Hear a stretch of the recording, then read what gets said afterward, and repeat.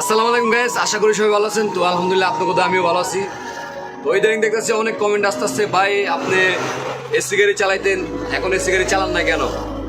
তো ভাই যে কোনো একটা কাহিনী তো অবশ্যই আছে, তো সবার কাছে আজকে শেয়ার করুন ভিডিওটার মাধ্যমে। তো ভিডিওটা কে কোন জায়গা থেকে দেখতেছেন অবশ্যই কমেন্ট করবেন, আর ভিডিওটা সবাই দয়া করে শেয়ার করে দিবেন।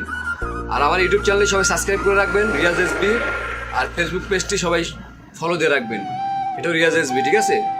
তো মেন কাহিনী হলো ভাই, যে কথা বলতে আসলাম আপনাদের কাছে, কথাটা শুনেন। তো দেখতেন সবাই আমি সৈয়দপুর কিত্তুনেস এক্সপ্রেস চালাইতাম।